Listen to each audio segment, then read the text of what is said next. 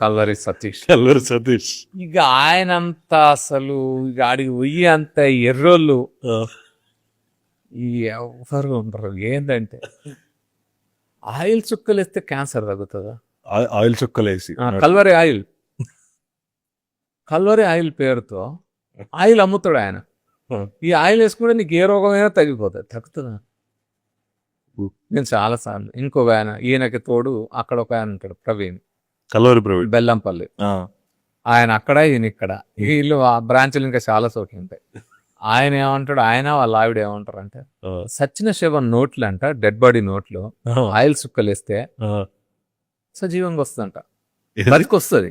బతికొస్తుంది మళ్ళీ మనిషి బతికొచ్చి మళ్ళాగా కూర్చొని మనతో పాటు కూర్చొని అన్నది ఆడతారు, ఎగురుతారు అని అదొక వీడియో.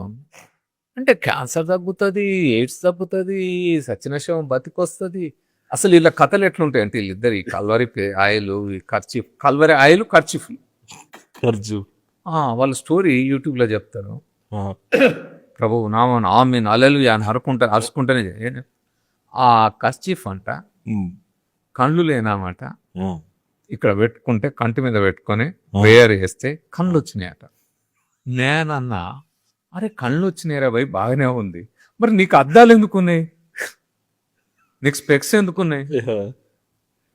ఈ స్పెక్స్ నీకు నువ్వు ఖర్చు పెట్టుకోరా, స్పెక్స్ ఎందుకు పెట్టుకుంటున్నావు? అంటే ఎంత అసలు నమ్మేటోళ్ళు, నేను చెప్పేటోడు గురించి కాదు నా బాధ అంతా, ఈ నమ్మేటోళ్ళు ఇంత ఎర్రోళ్ళు ఏందని అసలు ఎట్లా నమ్ముతారబ్బా. నేను అలా సూటిగా అడిగిన, మీరు గనక చెప్పినట్టు క్యాన్సర్ తగ్గుతుంది అంటే ఎంఎన్జే హాస్పిటల్ ఉంది నీలోఫర్ పక్కన నాంపల్లి, అడిగి తీసుకెళ్తాం మీ అందరిని. ముఖ్యమంత్రి గారిని నేను ప్రాధేయపడతా, ఏదో చేస్తా, మీకు ఎన్ని ట్యాంకర్లుగా ఆయిల్ కావాలో చెప్పరు, అన్ని ట్యాంకర్లు ఆయిల్ ఇప్పిస్తా. ఆ క్యాన్సర్ పేషెంట్లు అందరికీ తగ్గితే అసలు ఎంఎన్జే హాస్పిటల్ మూసేస్తాంగా, అవసరం ఏముందని? అవసరం ఉందా? బసవ తారక ఎంఎన్జే మూసేస్తే, ఎంఎన్జే హాస్పిటల్ మూసేసిరు అనుకోండి, గవర్నమెంట్ డబ్బులు మిగులుతాయి కదా, Calvary oncology centre note start చేస్తా అయిపోతుంది కదా. ఇప్పుడు ఆ డెడ్ బాడీ నోట్లను ముక్కుల్లో సుక్కలు వేసినాం, ఆయిల్ సుక్కలు వేస్తే బాడీ లేచి వచ్చి పోదాము గాంధీ హాస్పిటల్లో, ఉస్మానియా మార్చిలో, లేకపోతే నీ బెల్లంపల్లి హాస్పిటల్లో, మరి ఆడ ఉందో లేదా మార్చిరి, కానీ పక్కనే మంచిర్యాల ఉంది కదా, మంచిర్యాల జిల్లా మెడికల్ కాలేజ్ ఉంది, హాస్పిటల్ ఉంది, అక్కడ పోదాము.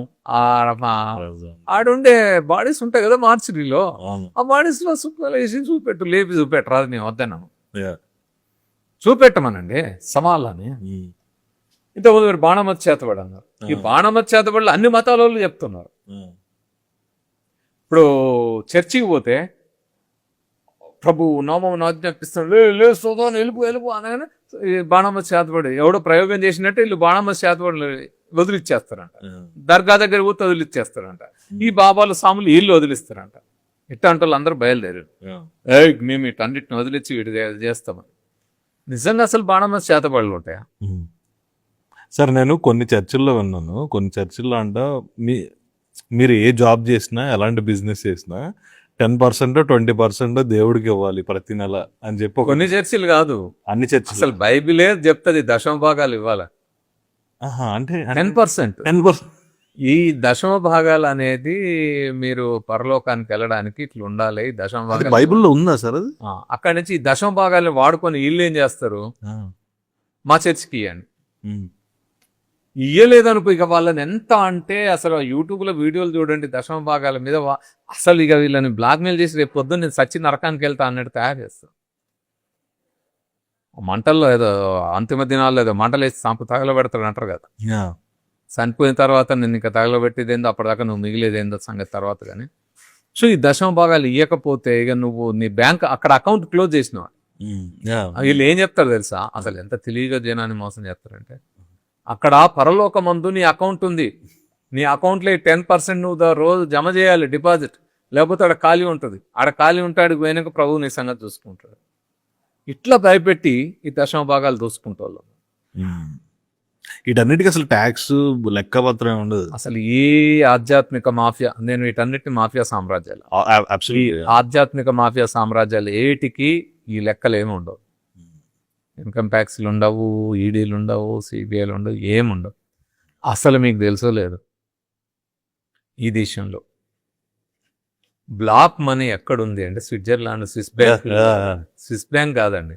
బ్లాక్ మనీ ఎక్కడ ఎక్కువ ఉంటుంది అంటే ఈ ఆధ్యాత్మిక మాఫియా సామ్రాజ్యాల్లో.